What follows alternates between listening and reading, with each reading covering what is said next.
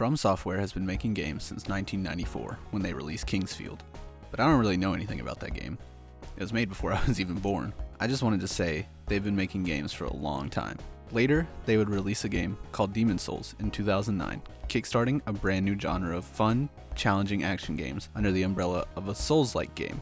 The genre wouldn't really start to take off until release of Dark Souls in 2011. And in my opinion, the genre wouldn't be perfected until the release of Bloodborne in 2015, and re-perfected with Sekiro: Shadows Die Twice in 2019, thus solidifying the legacy as the Souls franchise. The Soulsborne Shadow Ring franchise, whenever Elden Ring decides it's finally going to come out. The franchise is one of, if not my favorite game series of all time, somewhere in the list with the Persona games and maybe right underneath all 35 of the Call of Duty games, you know. And while many games have tried to replicate what the From Software games did and have become very enjoyable games in their own right, none seem to be able to compare to the total mastery of the craft that is shown in the Soulsborne Shadow Ring series. Today I want to talk about my favorite game out of the series and what might be my favorite game of all time. One that took the age-old formula of the Souls game and tweaked it until it had reached perfection. Bloodborne. Yes, I want to lovingly talk about a game from 2015 in 2021. It seems a little late, but I didn't even play the game until 2018, so all of my experiences with the game have been a little late anyway, so why not? Now, before we get into what I really want to talk about with the game, let me say that everyone plays, enjoys, and loves games for very different reasons. Hell, even why I love a game is different from game to game. So I may love this game and you may hate this game, and I might hate a game that you love. We're just different people. And with that being said, now we can really get into this video.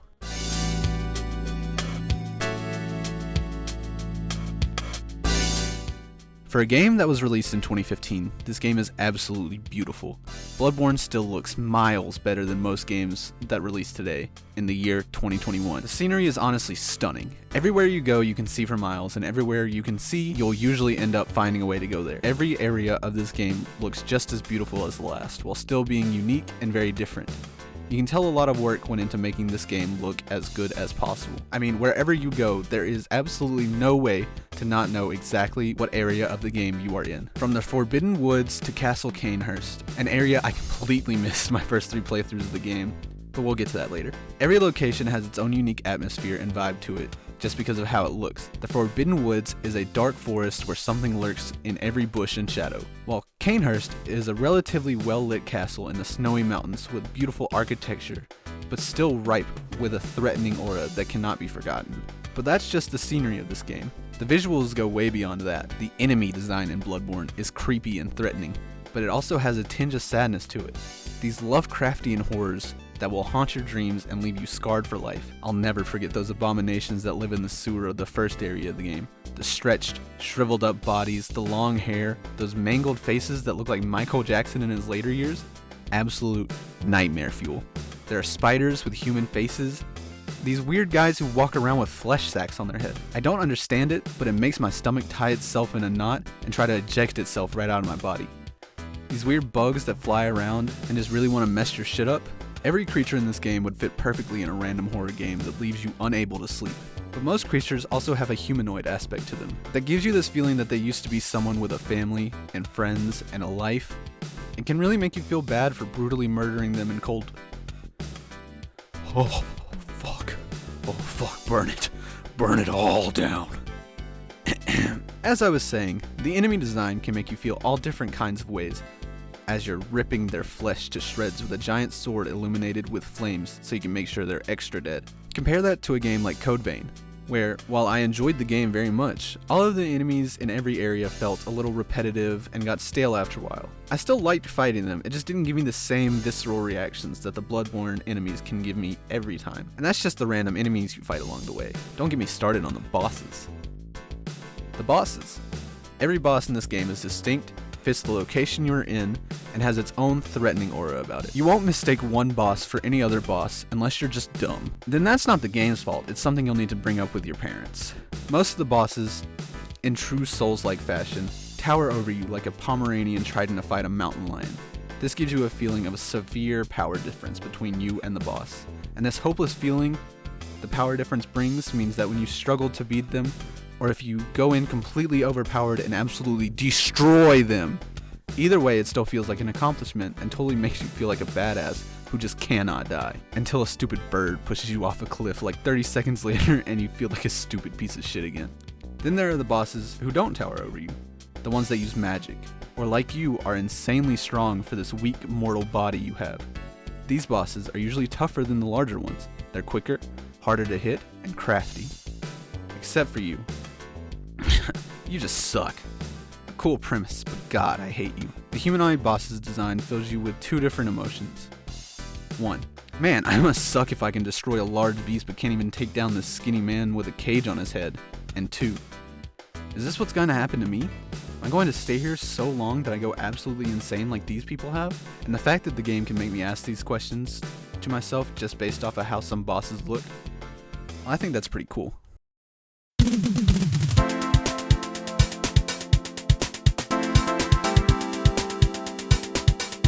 So this section is going to be pretty short, honestly, because I'll keep it real. I don't care that much about the story. I know. I'm sorry. I think the story is cool as hell, but really, I don't know that much about it.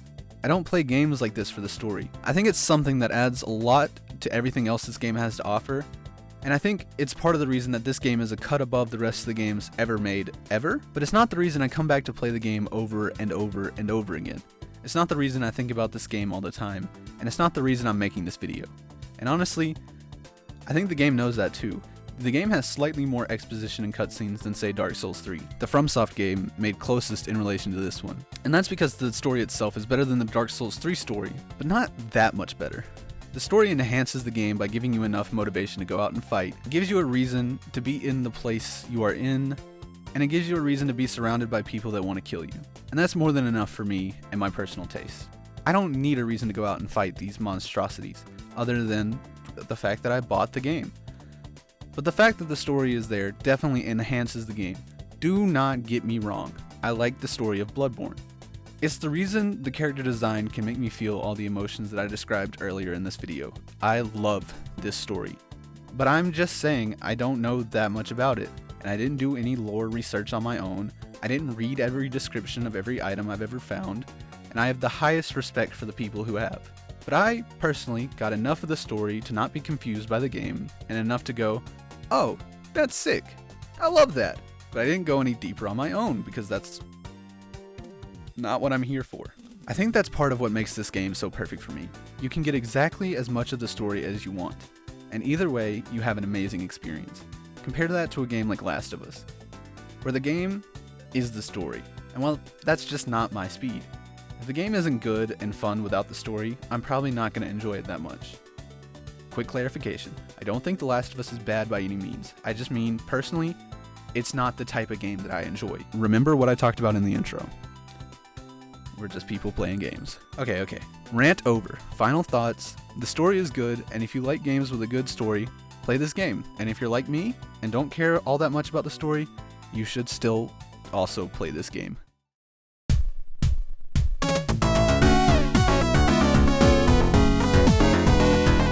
The locations in Bloodborne are done so well that it's almost crazy that they exist. The fact that they were able to make so many different locations in the game and have them all be memorable, different, and exciting, there isn't a single area in the game that I think doesn't need to be there. There isn't an area where the game slows down and starts to drag. There isn't an area where I sit and think to myself, damn, this part of the game kinda sucks. Including the DLC, there are 5 headstones that can take you to different sections of the game.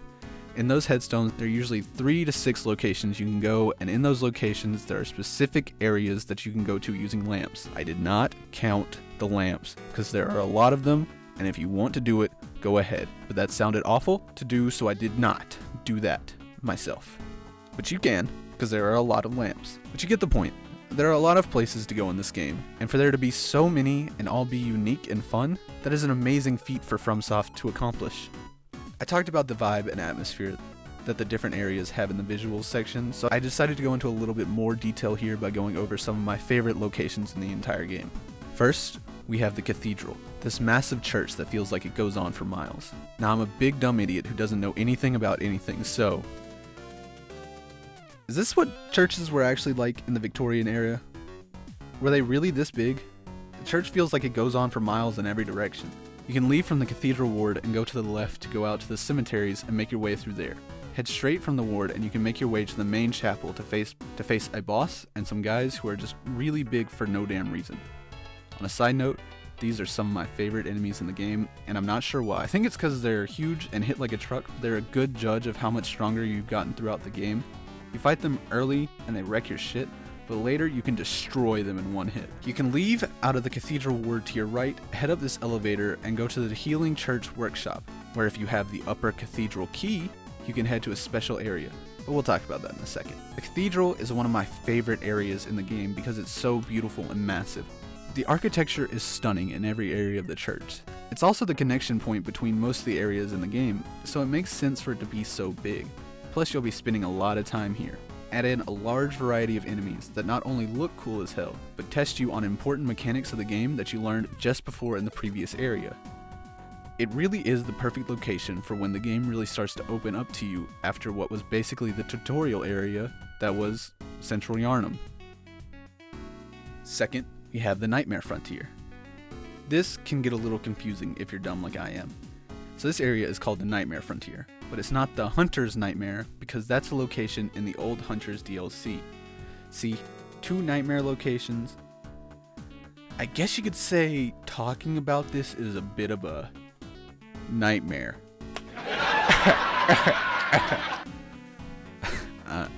I'm sorry. Anyway, the Nightmare Frontier and all the parts connected to it I find so special because the area is literally a nightmare. It's confusing to navigate. You have pathways that lead to nothing, multiple pathways that lead to random areas, pathways that lead you to where you're supposed to be, and random paths that can even lead you back to the beginning of the area. That confusing layout mixed with some of the most terrifying creatures you'll encounter in this game makes existing in this place a literal anxiety dream. And as someone with terrible anxiety who gets these dreams often, I can say they nailed it. And I loved every second of it. They're rabid dog monsters who spit snakes, spiders with human faces, just big spiders, weird poisonous slugs who spit acid at you, men with flesh sag heads that can make you lose all your health at the snap of a finger, the large Yeti type creatures that throw rocks at you that really fucking hurt, and a boss that's a literal god creature that you've been seeing everywhere in random places throughout the game. This area is so well done that I've had actual nightmares about the nightmare, and to me, I think that's a job well done. Lastly, we have the Hunter's Dream. I'll have less to say about this area than the other just because it's so much smaller. This is your home world, where you come back to for a moment of peace and rest from the game. You can buy items, buy upgrades for your character and weapons, and choose where you would like to go next using the headstones. I chose to go in depth about this location for one main reason. Unlike the other locations that can be stress-inducing, where you're surrounded by constant horrors and death, this area is the one bastion of peace and tranquility. You are surrounded by beautiful flowers and greenery. And the one place you are not faced with constant threat of death, you're surrounded by life. Then to touch on the dream aspect, where normally you look off in the distance and see a long view of the world, in this location you are surrounded by a fog, because this is the Hunter's Dream. So only this place of bliss exists. And then for all of this peace and life that has been built up here, for the final battle to take place in this location and flip everything you knew on your head. Personally, I think that's something special that really takes everything you thought you knew about this world and destroys it. Really destroying your last chance of peace and hope. I love it. And for all those reasons, I love the locations of this game. They really did something special with this. And that's not even mentioning the secret locations.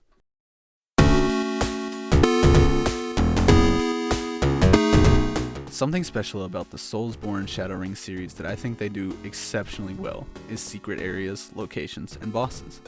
I mentioned earlier in the video that I didn't go to Canehurst Castle in my first 3 playthroughs because I didn't even know it existed. Until one of my friends was like, "What did you think of the castle?" And I had to go look it up and figure out how to get there. So until like a month ago, I had never fought Matir Lorne.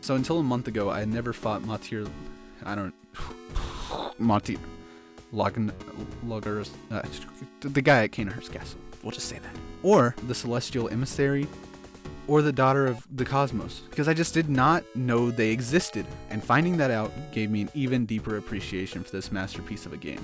Not only are these areas completely optional to the point that you can finish the game 3 whole times, getting the full ending without ever even knowing that these places existed, but they are both fully designed areas. They did not skimp out on designing these locations. Looking at Canehurst Castle, it might be one of the most insanely beautiful locations in the entire game. Just look at it. Exquisite, isn't it? I love it. God, just play the game if you haven't.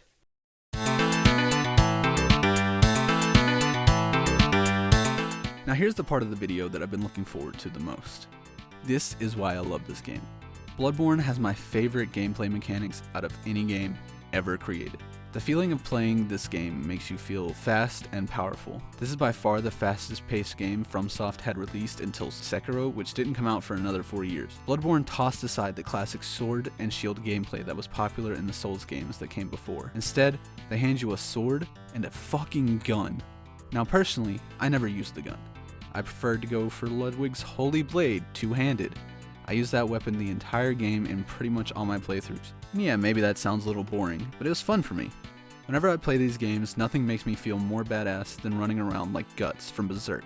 Light armor and this gigantic sword that no human should be physically able to lift. That's just the way I play these games. I mean, tell me this doesn't look sick. See? Cool as hell. Anyway, sorry about that.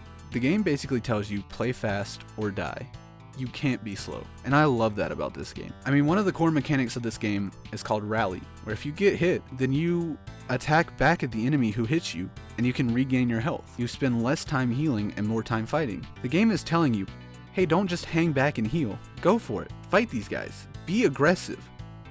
That's how you're supposed to play these games. The first Soulsborne Shadow Ring game I played was Dark Souls 3, and when I first started, I couldn't beat it. I couldn't get anywhere in the game. I actually restarted and dropped it 3 times because I would play slow. I was scared. I would keep my shield up and try to minimize damage. But after playing Bloodborne and being forced into this faster playstyle, something about it just clicked. And ever since then, I haven't really struggled with any of these games. Except Sekiro. I had to drop that for a year and come back and finish it later. But my point is that this faster, big sword, lightweight, health and strength oriented build that I love to death has never steered me wrong.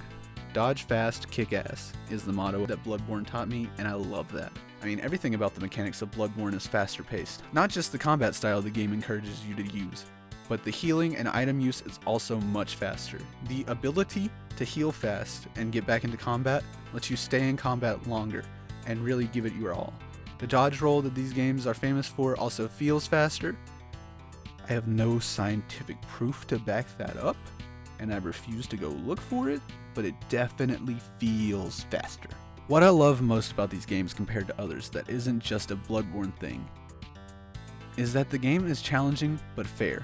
The game feels perfectly tuned so that when you die, you can look and see exactly how it was your fault. I've never died in one of these games and thought, oh man, this game's kind of broken. In games like Fallen Order, it wasn't common, but there were definitely times where I thought I got killed by unfair boss tracking or someone instantly teleporting across the map or spinning around in a way they shouldn't be able to. But in Bloodborne, all of the bosses have their set moves and tells. But once you know how these moves work and what the tells are you're looking for, you'll still need to time it right, and it can be hard to get, but you can see how it's your fault that you died and where you messed up. The challenging but fair aspect of these games is what lets me die hundreds of times but not get to a point that I can't enjoy the game anymore. Because nothing pisses me off more than dying in a game when I shouldn't have died. And that's what I like the most, in my opinion. The fast-paced flow makes the game so much fun. You die and you're almost instantly back into the fight. And you can die a lot. So not getting mad at the game, plus being able to get straight back into the fight, makes it feel like the game never drags the fun down. So yeah, I'd say I like the gameplay of this game a lot.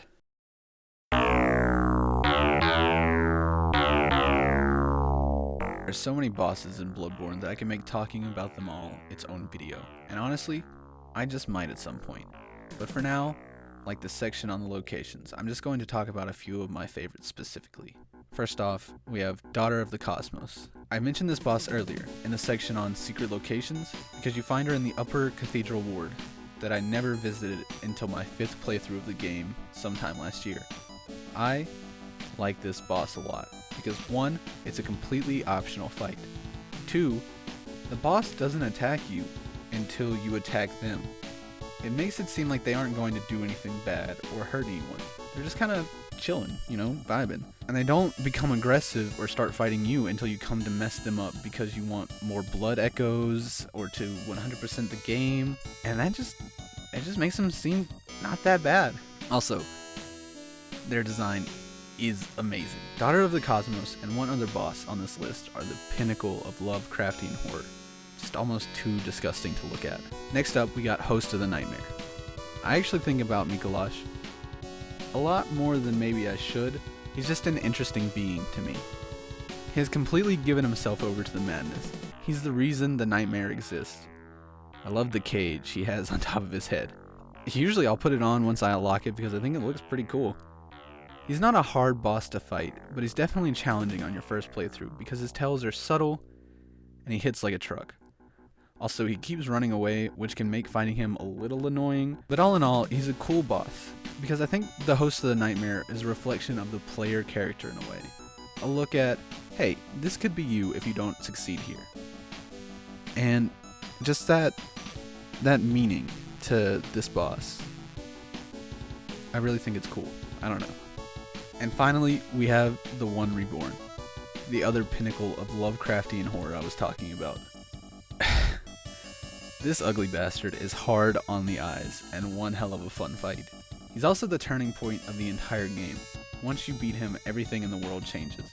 The sky becomes this weird orange-purple color. The amygdalas reveal themselves, and everything feels as if it has become a more dire situation.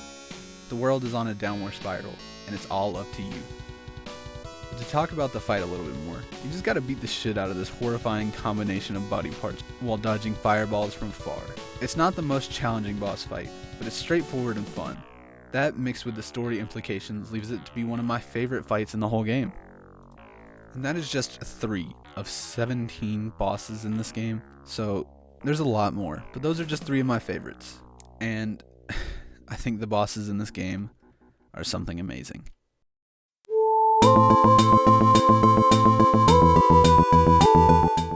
I didn't want this video to be too long. I just wanted to talk about the things I love about Bloodborne. I wanted to try something different for this video. Instead of throwing up all over the place eating weird snacks, I decided to talk about something I genuinely love. I'm not sure if my thoughts came across correctly, but I do genuinely love this game, and every other game in the Soulsborne Shadow Ring series. FromSoft makes some of my favorite games of all time. And even though talking about how good this game is not a new or original idea, it's just something I wanted to make a video on. Happy 6th birthday, Bloodborne. I do want to make more types of these videos where I just talk about stuff I really enjoy or I'm interested in. If you like the video, leave a like and subscribe if you want to see more of these videos or my other videos, because I'm going to keep making them. Later, guys.